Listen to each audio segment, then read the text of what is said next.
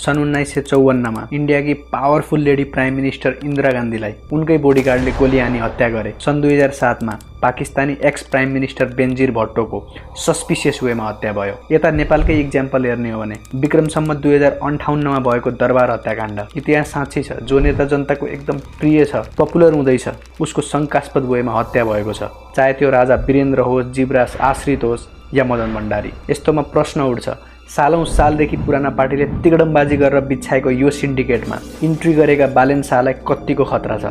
उनको security system कति लेयरको छ? उनी चढ्ने गाडीले कुन लेभलको सेक्युरिटी थ्रेट इन्ड्योर गर्न सक्छ? र मेन क्वेसन, हाम्रा पीएम बालेन शाह कतिको सेफ छन्? Let's find out. हेर्नुहोस्, एउटा पीएमलाई कुन लेभलको थ्रेट छ भन्ने कुरा उसको एक्सनहरूदेखि उसले लिएका डिसिजनहरूमा डिपेन्ड हुन्छ। यदि एउटा पीएम आएर सालौं सालदेखि चल्दै आएको करप्ट सिस्टमलाई ब्रेक गर्न खोज्छ, ट्याक्स छल्ने व्यापारी घरानादेखि बिचौलिया, करप्ट पोलिटिसियन सबसँग काउन्टर गर्न खोज्छ भने उसको सेक्युरिटी थ्रेट हाई हुन्छ।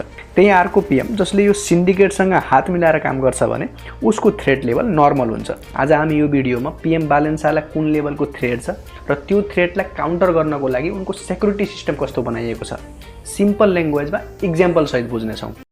मानौ उनी अहिले काठमाडौँमा छन् र पोखरा जान पर्यो कुनै मिटिङ या भ्यान्यूमा भने काठमाडौँबाट निस्केदेखि पोखरा पुग्दासम्मको होल जर्नीको सेक्युरिटी लिएर डिकोड गर्नेछौँ। र सँगसँगै इफ पोखरामा कसैले आक्रमण गर्ने प्लान गर्यो भने उनलाई त्यहाँबाट कसरी बचाएर निकालिन्छ, एक एक चीज बुझ्नेछौँ। सबसे पहिला त यो बुझ्नुपर्छ कि नेपालको प्रधानमन्त्रीको सेक्युरिटीमा आर्मी 200 जना, एपीएफ 35 जना, पुलिस 62 जना, एनआईडी 5 जना गरेर टोटल 302 जनाको ठुलो टोली खटिएको हुन्छ। र यो ठुलो टोलीलाई 3 वटा लेयरमा डिभाइड गरिएको हुन्छ, लेयर 1, लेयर 2 र लेयर 3। यो हो लेयर 1। यसमा नेपाल आर्मीका कमान्डोजहरू हुन्छन्। यिनीहरू भिभिआइपी प्रोटेक्सन ट्रेनिङ पास गरेर सीएमटीबाट सिलेक्ट भएका हुन्छन्। इफ बाई चान्स पीएमलाई कुनै खतरा हुने संकेत देखियो भने यिनीहरूले पीएमलाई घेरेर ह्युमन सिल्ड बनाउँछन् एन्ड विदिन 5 सेकेन्डभित्र पीएमलाई डेन्जर एरियाबाट प्रोटेक्टेड एरियामा लैजान्छन्। यो लेयरलाई क्विक रिएक्सन टिम क्यूटीआर भनिन्छ। यिनीहरू कोही ड्रेसमा हुन्छन्, कोही सादा पोसाकमा हुन्छन्। यो ब्ल्याक कलरको ब्याग देख्नु भएको छ? खासमा यो ब्याग कुनै डकुमेन्ट या अरू केही सामान बोक्ने ब्रिफ केस छैन। यो हो पोर्टेबल बुलेट प्रुफ सिल्ड। यसलाई एक झट्कामा अनफोल्ड गरेर गोली रोक्ने सिल्ड बनाउन सकिन्छ। लेयर 1 का कमान्डोजहरू पीएमको नजिकै खटिएका हुन्छन्, लगभग 5 देखि 10 फिटको एरियामा। उनीहरूसँग MP5M ग्लोक सिरिजका गनहरू हुन्छन्। यो गनको साइज एकदमै सानो हुन्छ ताकि सजिलै लुकाएर राख्न सकियोस् र यदि क्लोज काउन्टर ब्याटल भयो भने इफेक्टिभ होस्। र मोस्ट इम्पोर्टेन्ट कुरा यो हो कि यही लेयर 1 भित्र प्रधानमन्त्रीको सबैभन्दा क्लोज एउटा मान्छे हुन्छ जसलाई पीएसओ भनिन्छ। यो पीएसओ को काम के हो, यसलाई कसले नियुक्त गर्छ, अगाडि भिडियोमा क्लियर हुँदै जान्छ। त्यसपछि आउँछ लेयर 2। यो लेयरमा पुलिस र एपीएफहरू तैनात हुन्छन्। यो लेयरको मेन काम, यदि प्रधानमन्त्री कुनै ठाउँमा जाँदैछन् भने पहिला त त्यो ठाउँको भिडभाडलाई म्यानेजमेन्ट गर्ने, त्यो ठाउँलाई प्रोटेक्ट गर्ने र त्यहाँको लोकल पुलिस चौकीसँग कोर्डिनेट गर्ने हो। र एपीएफको काम सेन्सिटिभ एरियाहरूमा, हाई रिस्क पोइन्टमा हतियार सहित स्ट्यान्ड बाई खडा हुनु हो। र सबैभन्दा बाहिर अन्तिम लेयर हुन्छ लेयर 3। यसमा राष्ट्रिय अनुसन्धान विभाग एनआईडी का कर्मचारीहरू हुन्छन्। यिनी नेपालका खुफिया एजेन्ट हुन्, यानी कि इन्टेलिजेन्स डिपार्टमेन्ट। जस्तै कि इन्डियाको र, अमेरिकाको सीआईए, त्यस्तै नेपालको एनआईडी। यिनीहरू हातमा गन लिएर घुम्दैनन्, सादा पोसाकमा हुन्छन्, नर्मल पब्लिक जस्तै देखिन्छन्। यिनीहरू त्यो एरियाका चिया पसलमा या त्यही भिडभाडमा कतै बसेर माइक्रो एनालाइसिस गरिरहेका हुन्छन्। कोही सस्पिसियस मान्छे देखियो भने तुरन्त सम्बन्धित निकायमा जानकारी गराउँछन्। यो सम्बन्धित निकाय भनेको के हो, यो सब कसको अन्डरमा चलिरहेको हुन्छ, यी सब कुराहरू पनि अगाडि भिडियोमा आफै थाहा हुन्छ। यानी कि सब मिलाएर प्रधानमन्त्रीको सेक्युरिटी 3 वटा लेयरमा हुन्छ। फर्स्ट लेयरमा नेपाली सेना, सेकेन्ड लेयरमा एपीएफ र पुलिस, थर्ड लेयरमा एनआईडी को टिम। यो सेक्युरिटी सिंहदरबारदेखि बालुवाटार जताततै दिइन्छ। हेर्नुहोस्, यो सेक्युरिटी लेयरहरू त अनग्राउन्ड सेक्युरिटीको लागि मात्रै हो। अब कुरा गरौँ इफ बालेन शाहलाई काठमाडौँदेखि पोखरा जान पर्यो भने त्यसको सेक्युरिटी प्रोसेस के हुन्छ।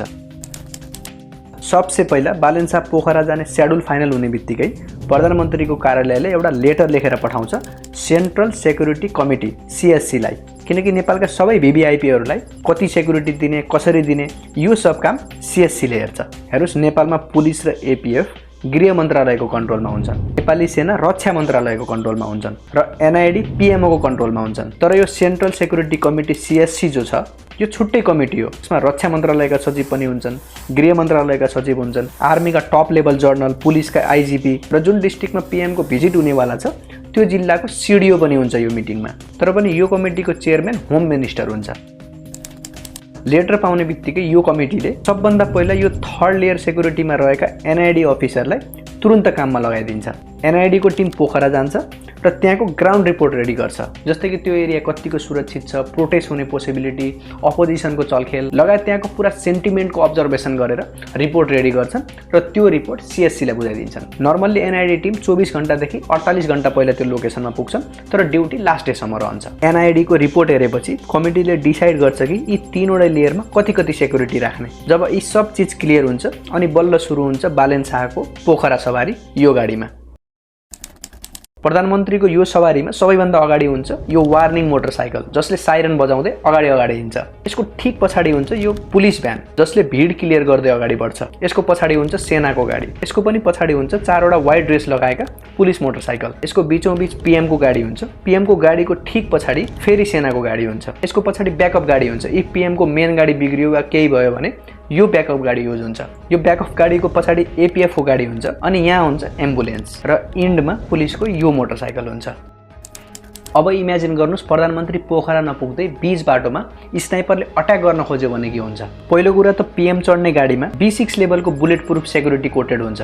मतलब कि इफ कसैले राइफलले AK-47 ले अट्याक गर्न खोज्यो भने पनि गाडीले इजिली डिफेन्स गर्छ। त्यो बाहेक यदि स्नाइपरले गाडीको टायरमा फायरिङ गर्यो भने पनि यो गाडी रोकिन्न, किनकि यसको टायरमा run flat tyre technology use भएको हुन्छ। यो टेक्नोलोजीले गोली लागेर टायर फाट्यो भने पनि गाडी 80 किलोमिटरको स्पिडमा हिँडेर 50 किलोमिटर टाढासम्म पुग्न सक्छ र यो गाडी ग्रेनेड प्रुफ पनि हुन्छ।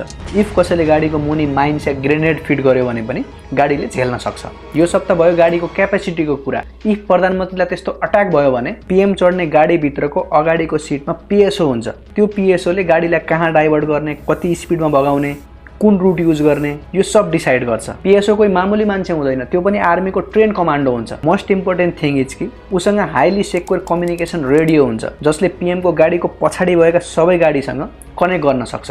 मानव यो सबै अट्याकहरूबाट पनि बचाएर बालेन शाहले पोखरा पुर्याइयो। पोखरा एरियामा इन्टर हुने बित्तिकै त्यहाँदेखि प्रोग्राम स्थलसम्म सेक्युरिटी दिने रेस्पोन्सिबिलिटी सीडीओ को हुन्छ। सीडीओले पोखराको लोकल पुलिस र एपीएफलाई डिप्लोय गर्छ, भिड कन्ट्रोल गर्न, रुट क्लियर गर्न।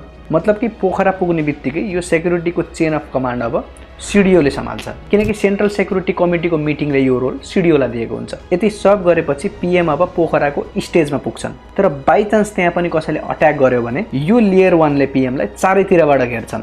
इफ स्नाइपर नजिकै छ भने गन फायरिङ पनि गर्छन्। तर यो बीचमा पीएसओ को वन एन्ड ओन्ली काम भनेको पीएमलाई सिल्ड गर्ने र त्यहाँबाट भगाएर सुरक्षित ठाउँमा लैजाने हुन्छ। पुलिसले एपीएफले शंकास्पद मान्छेहरूसँग लड्ने, उनलाई पक्रिने काम गर्छ। तर लेयर 1 ले आफूले गोली खाएर भए पनि पीएमलाई बचाएर सेक्युर ठाउँमा लैजान्छन्। घटनास्थलमा फायरिङ गर्ने हो कि कर्फ्यू लगाउने हो कि थप सेक्युरिटी बोलाउने हो कि सब काम सीडीओ को कन्ट्रोलमा हुन्छ। अनि प्रधानमन्त्रीलाई फिजिकल थ्रेट मात्रै हुन्न, पोलिटिकल थ्रेट पनि हुन्छ। यिनी न्युजहरू हेर्नुस्, जुन मिडियाले यो न्युजहरू छापेका छन् ती सब मोदीका क्लोज मिडिया हुन्। यो न्युज फैलाउनुको मतलब यो होइन कि मोदीलाई बालेनसँग प्रब्लम छ। यसको मतलब यो हो कि मोदी अहिले अप्ठ्यारोमा छन्। उनले आफ्नो सरकार जोगाउन यो स्ट्र्याटेजी चालेका हुन्, किनकि केही समय अघिदेखि इन्डियामा रिजिम चेन्ज गर्ने भन्दै सीजेपी को आन्दोलन चलिरहेछ। यस्तोमा मोदीले देखाउन चाहन्छन् कि नेपालमा पनि रिजिम चेन्जको लागि त्यत्रो आन्दोलन भयो, जेनजीहरू मरे, तर अहिले तिनै जेनजी बालेन शाहको राजीनामा मागिरहेका छन्। यो पोलिटिकल ट्रिक मात्रै हो र यो ट्रिक बेला बेलामा युज भइरहन्छ। स्पेशली इलेक्सन नजिक आयो भने पाकिस्तानले इन्डियामा बम फाल्छ अनि इन्डियाले काउन्टर गर्छ ताकि भोटरको सेन्टिमेन्ट ग्र्याब गर्न सकियोस्। तर यहाँ एउटा कन्फ्युजन रहन सक्छ। यस्तो होइन कि बालेन शाह जहाँ जाँदा पनि यो खालको मोटरकेड स्ट्रक्चर फलो गरेर हिँड्छन्। नर्मल्ली डेली अप डाउन गर्दा अगाडि पछाडि सेनाको गाडी र एउटा ब्याकअप गाडी सहित ट्राभल हुन्छ।